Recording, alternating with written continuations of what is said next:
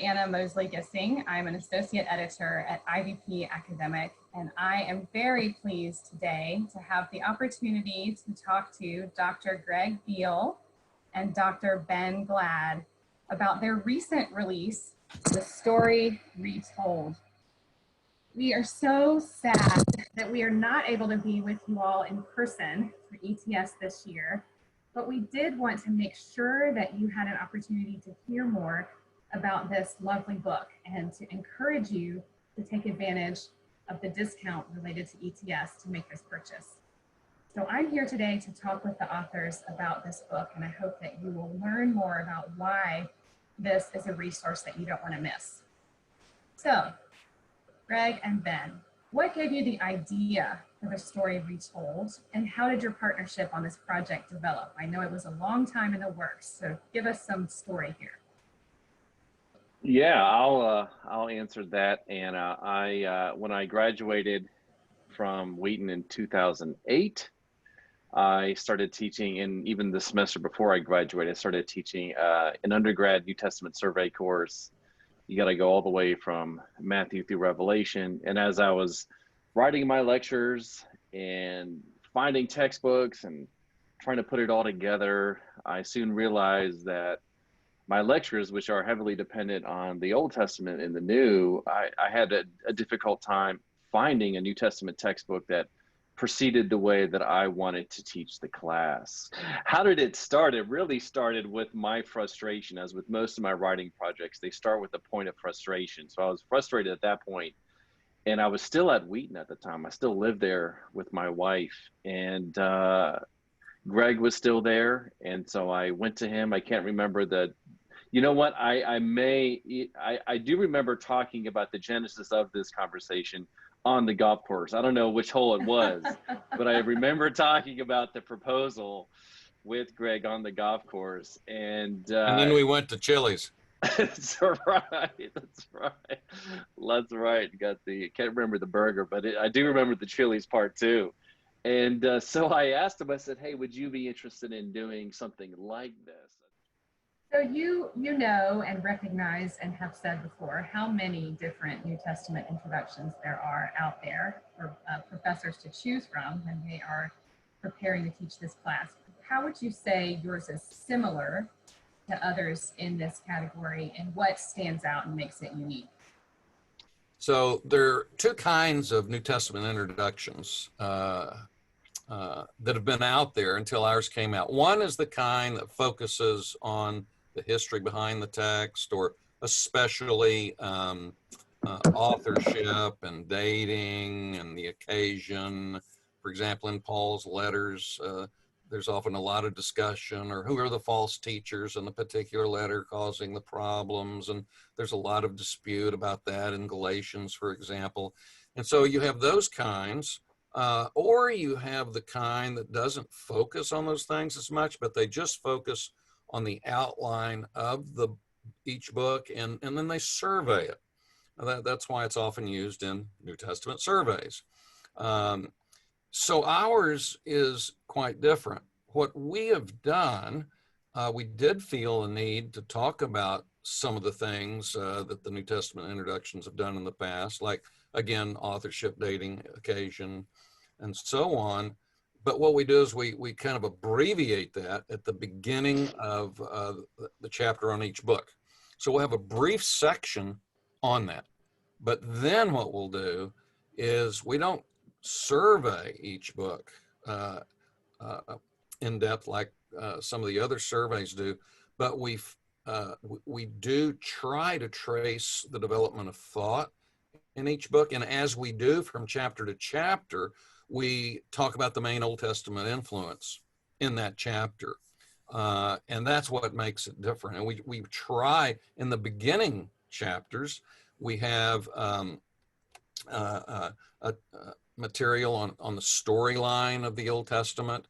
And then we show how the New Testament storyline connects organically with the Old Testament storyline. And we also have a chapter on how do New Testament authors use the Old Testament, so readers can sort of be prepared for that sort of thing. Thank you. So you've answered my next question. I just want to see if you want to add anything else. My question is about the structure of the volume. So you do have chapters on each New Testament book.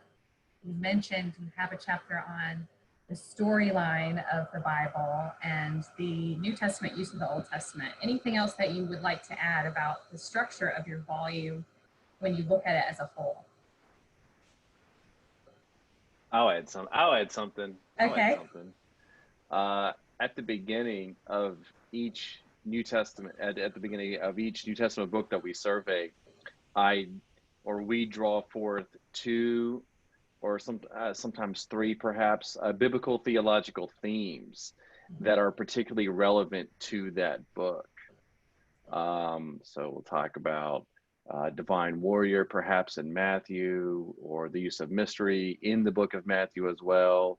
These types of ideas, where we really try to do, it's sort of a mini biblical theology. It's not very long, but we do go back to the Old Testament, bring it into the New, and try that. So we try to have a couple of these in each book, and I think I like it because it's these little themes that you can kind of reflect on, and then you can bring them over, not just into that particular New Testament book, Matthew or whatever, but even to other books as well. In fact, that was part of the difficulty in writing those pieces, is that those themes are found throughout the New Testament. So it was really difficult at times, like, should I put this in Matthew, First Corinthians, or whatever? Mm-hmm. You know, just getting back briefly to the uniqueness of the book, when Ben was teaching, and he started teaching, basically it was a survey of New Testament. And so, of course, before you do that, you look around for a textbook. And he could not find a textbook that would do what he's doing, and what we're doing. So we feel there's a real niche for that. And I think, Ben, did you get a good response from your students? I mean, I wouldn't ask that question if I didn't recall that you did, but did you? Yeah. Oh yeah. I've had lots of great feedback from my students, and I've also had a lot of feedback from pastors who use it all the time when they're preaching a book. A friend of mine, he's a pastor at a local church here, and they're going through the book of Luke. And every time he preaches in Luke, he uses it, and he's found it very helpful in processing what is the big picture and how the Old Testament intersects.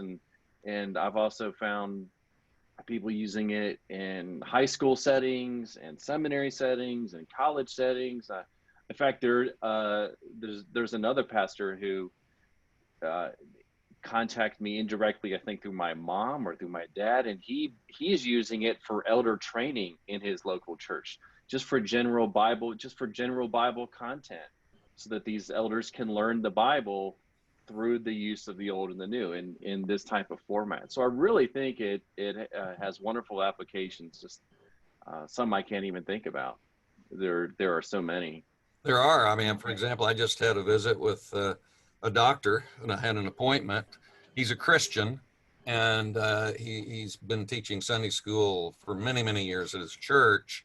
And I had IVP send him a copy, and he told me that he's reading 4 or 5 pages a morning for his devotions, and he loves it. So very, very, very interesting. I love to hear about all these different people that are reading. It's really fun. Yeah, so I was shocked about that. That's wow. You've talked about a lot about the content and all of the different offerings that you have here, starting with this chapter about the storyline of the Bible and how the New Testament relies on the Old Testament. And then really each chapter on a biblical book shows us how that works with featuring these biblical theological themes, in addition to, as you said, briefly addressing authorship and dating and some of the other kind of typical New Testament intro concepts. So as you, this is a chance for you to speak to professors who are kind of looking at these different options for their classes. In addition to the content we've already talked about, what are some other features of the book as a textbook that might help professors teach and students learn? Yeah, Ben, I'll throw that one to you. Okay. I'll be happy to comment later. Okay, thanks.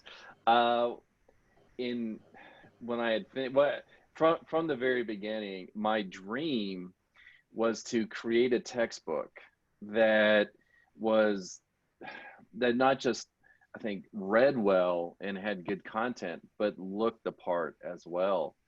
And so once the book was done, I wanted to go back and to see how could we make it look really, really good. And this is where I think IVP's team, their editing and their graphics team, really worked very hard at putting this all together. There are over 300 pictures in this thing. We have these overlap of the ages or eschatology graphics. I can't remember what we called them, but I must have gone back, and Greg and I must have gone back and forth with them. And Anna, it 20 times, more than 10. And my wife.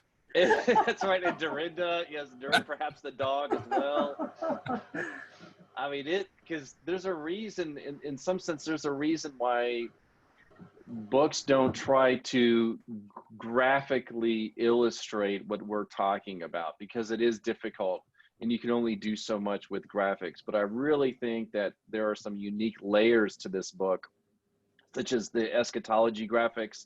Also, I tried to focus on these find religious art that were focused on the Old Testament, so that as you're going through each New Testament book, hey, here's an Old Testament picture of David or Joseph and his coat of many colors. So I really tried to bring a lot of Old Testament religious art into play. And I think it looks, oh yeah, right there, look at that. See, you can't put a price tag on that, Anna. All right, last question for you all.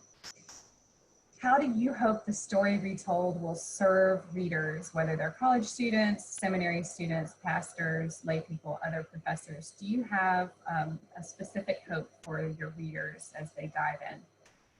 Well, I think we could both answer that. I'll answer first. My hope is that when people are reading it, they would see that they're not reading something in the New Testament that is unconnected to the Old, that it is part of the grand storyline of Scripture, and that the New Testament is not just the church's book, but so is the Old Testament. And that's what we're trying to do in this book. You cannot understand the New Testament apart from the Old Testament and its storyline. And so if people can catch that, it will be amazing if they can see that, how does the temple relate to the New Testament? Well, we talk about Jesus as the temple, and believers as they're in union with Jesus become the temple, and they actually are the beginning of the end time temple that was prophesied. So that would be my hope. And do you have anything to add? I would just iterate what he said. The idea is to just get people in the habit of reading every New Testament passage, every chapter in light of the Old Testament, and have some sense of how they're joined together in the person of Christ. I think that's really our goal. Thank you. Thanks for adding that, Ben. It is, we do see the Old Testament climaxing in Jesus Christ. As 2 Corinthians 1:20 says, as many may be the promises of God, that is in the Old Testament, they are yes in Jesus. So we don't want to forget Jesus. Thanks, Ben.